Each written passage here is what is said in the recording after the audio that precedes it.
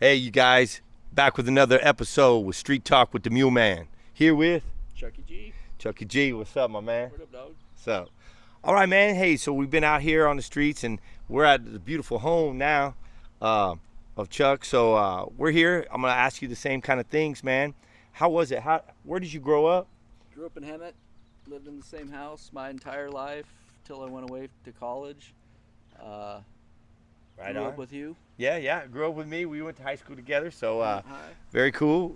Wrestling We team. were the wrestling team, boys. That's right. Actually, really good under Hap level. There you go. Shout out to Hap right there. Rest in peace. Yeah, rest in peace.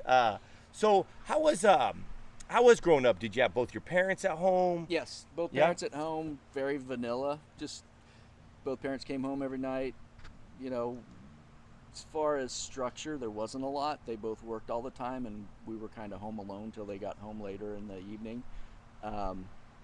We had expectations. Now, did you have brothers, sisters? Yeah, I was the youngest of four. Youngest of four? Everybody at home? When I was younger, yes. Yeah. By the time I got to high school, everyone was gone. But Okay. my oldest brother's 9 years older than me, so Okay. he was out of the house pretty early.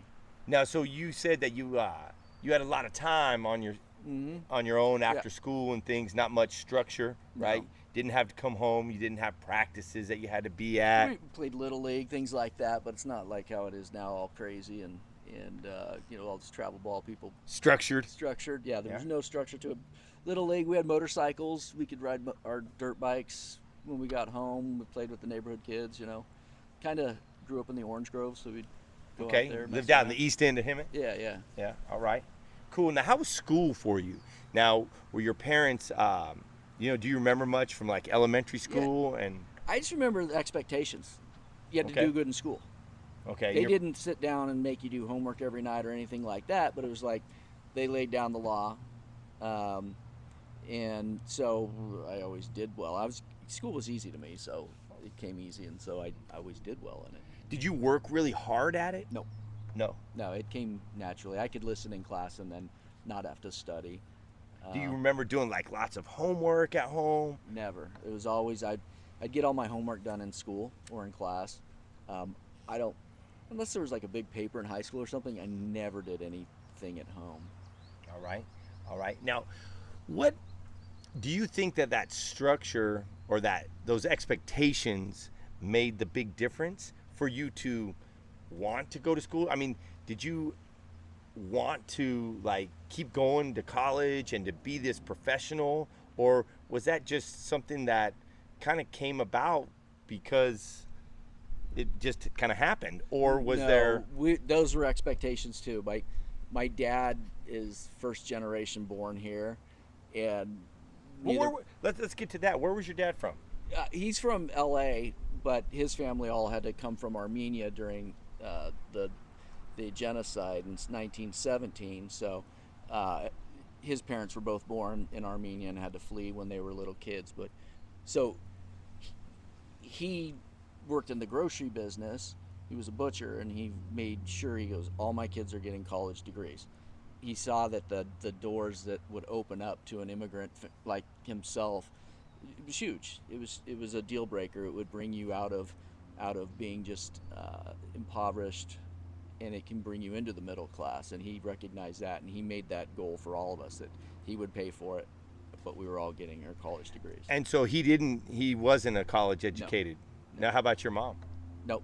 No, neither one of them. So just basically hard workers, just they working both out. work in the grocery business. Immigrant coming in from the first generation, in a Yeah. sense. Yeah. And I think you see that a lot even still today with first generation. First They always want better for their kids, right? So- that mentality. So the second generation is usually the ones that fuck up. Yeah. So I had to be careful what I was going to do with my kids and make sure that they weren't going to fall into those traps as well. And I think what I've done for them is not only given those expectations, but I've also given them the structure at home where we do make sure they do their homework. We're always asking about it, the things my parents maybe didn't do. And it's been a game changer. Okay, that I want to get back to that. I really do, because on the way here we were talking about it, right? We were talking about, is that, and I was talking to Rose on the street, and we were talking about the differences of us growing up, right? We had a lot of free time, right? There was very Right. little structure, as you said, and does that make us stronger as just adults, as people? We didn't have all this little structure and every part of our day planned out for us. We were able to kind of go about, and I think it seemed like we grew up faster in a sense. We absolutely did, and we are stronger. I can tell you, my kids are veal, and they're going to have to learn things that I would have already known by now. I mean, for example, if our bicycles broke when we were kids, my parents didn't give me money to go get it fixed. I had to figure out how to fix it, figure out how to get down to the bike shop and, get a chain or a tube or whatever and do it. Now, my son's like has a flat tire on his bike. He's like, what do we do? Yeah. Right. I mean, we used to rebuild bikes, right? We used to strip the bikes down and then rebuild them. Right. I remember that. Yeah. So, we knew that stuff. So, I guess my idea is I want to get to the question of work ethic as well. Yeah. And the idea of, when did you start to realize, we know there was expectations in school, but when did you realize that, hey, man, I need to start applying myself and really start working? Was it when you were a kid, like when we didn't have time? No, it actually happened in law school. I'm a lawyer. Okay. So the goal of going to college is a very low goal, I think.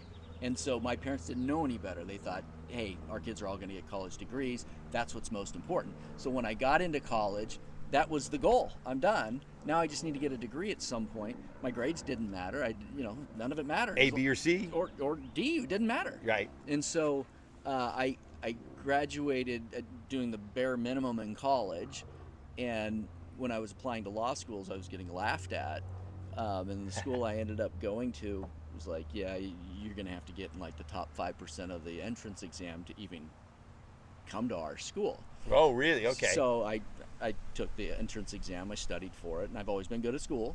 Right. So when I apply myself, so I get a letter that they gave me a scholarship to go there. So in the initial interview, they weren't even thinking I was going to get in, and the school ended up giving me a scholarship because my grades weren't reflective of your ability. My ability. And that was just work. So then first semester of law school is when everyone gets kicked out. You either carry a C or you're bye-bye gone. They kick you out. Oh, okay, okay. So I had overall a 2.1, so I was right on that cusp. I did nothing. And meanwhile, half the class was getting kicked out of school, and I did nothing, and I got a 2.1. So the next semester, I said, you know what? I'm going to try and apply myself. And I did, and I had a 3.8 overall out of a 4.0 scale. Right. So I knew if I do the work, I can do this. And then from there on out, I did all the work. I applied myself. I really had to learn how to study in law school. I never had to before. Right. And then for the bar exam, same thing. I studied for 3 or 4 months every day, all day long, learned how to study and learned the material and passed the bar. So the idea of the work, right, putting forth the effort, yes, and the work really kind of came later. Oh, absolutely did. Yeah. And I didn't want that for my kids. I wanted them to learn how to do it now. And one of the things is I sent them to private school, and I could hold that over their head and say, hey, this is a job to you. This is very expensive. You don't get to go here and just screw off. Right. This is your job. You go there.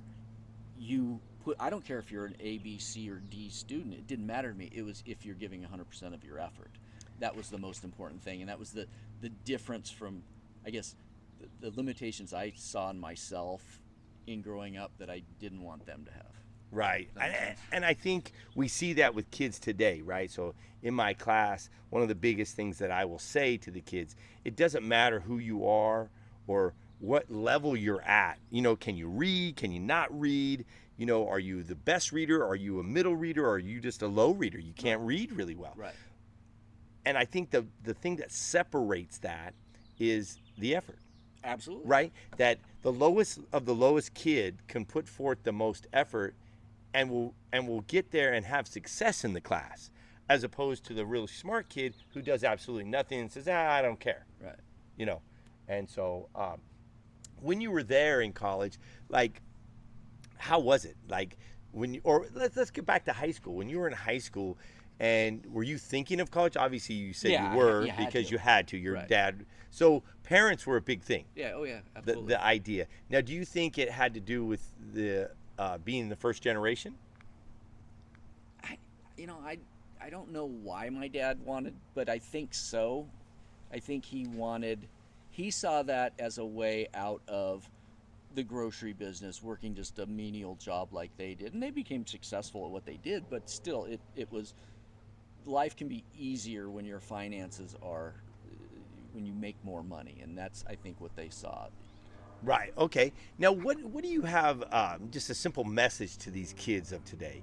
I know that you have your own kids that are about, what are they? High school, College and high school. college and high school kids. So you can see that he's speaking to the kids that I'm speaking to, right, in my classes today. Right. So what's the message that you have for them?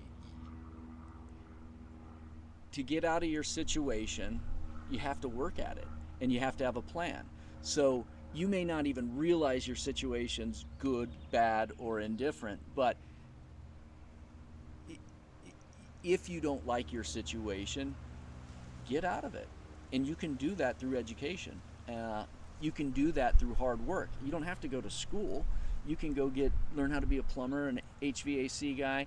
Some of the wealthiest people I know have their own businesses, and they just learned how to do plumbing or to be a contractor. I mean, so college isn't the answer. It's go get a skill, work hard at it, and you're going to be successful. And it comes down to the hard work. Yeah.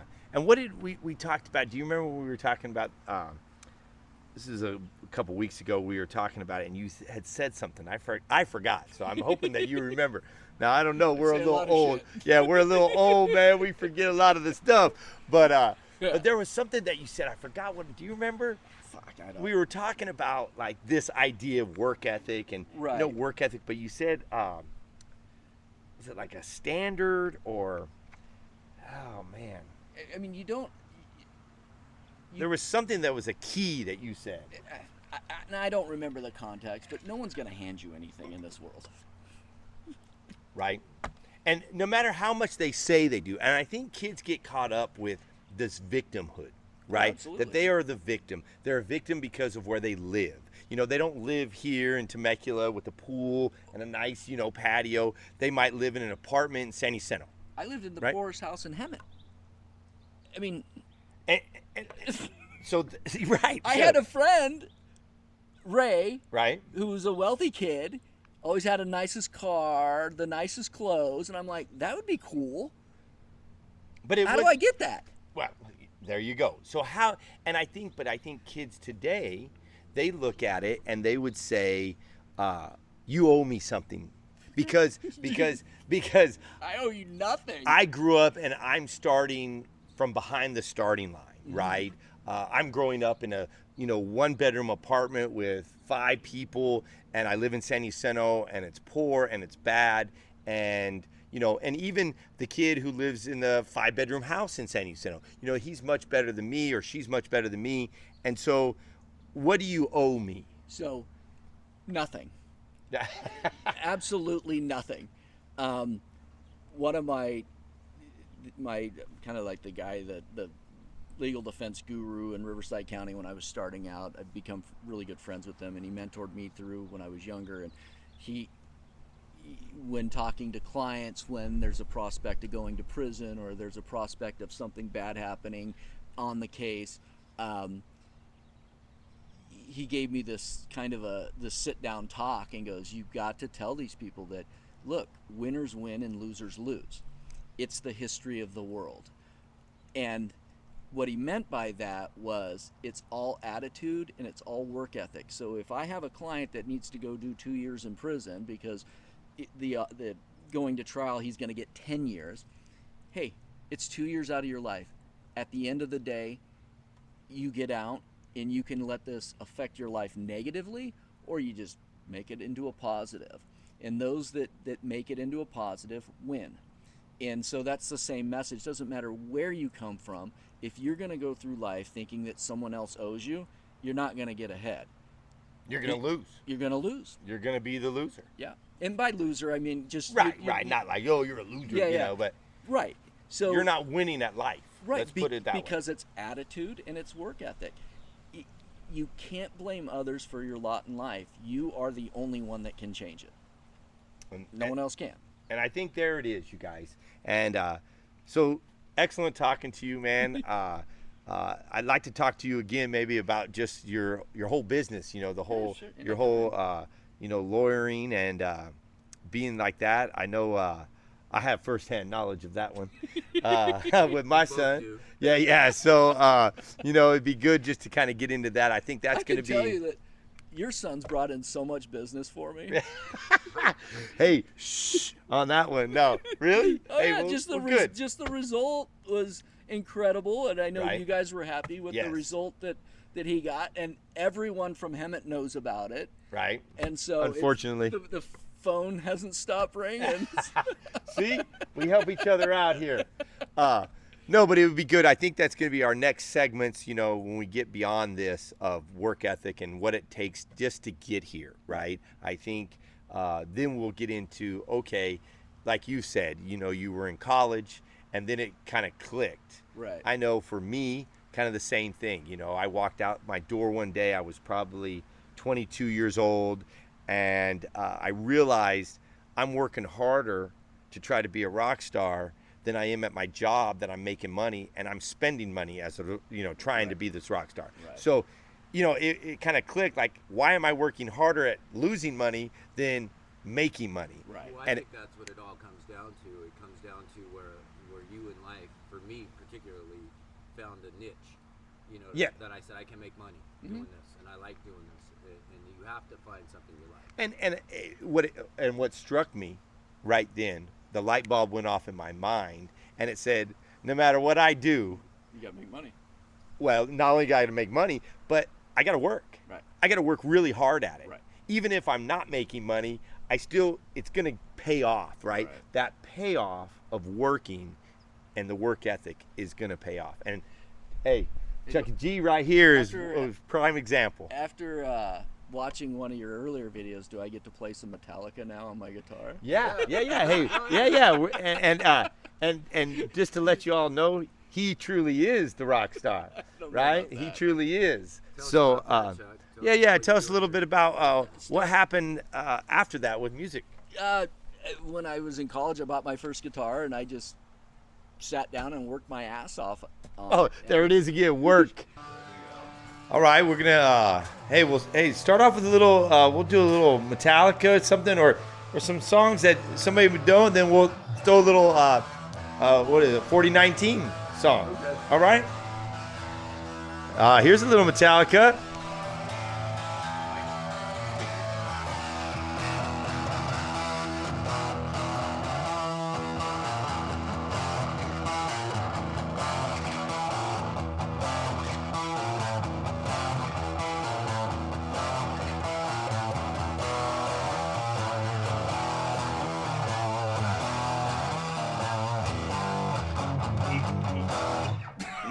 Nice. Hey, little 4019. Let's hear a little original work. Chuck and G.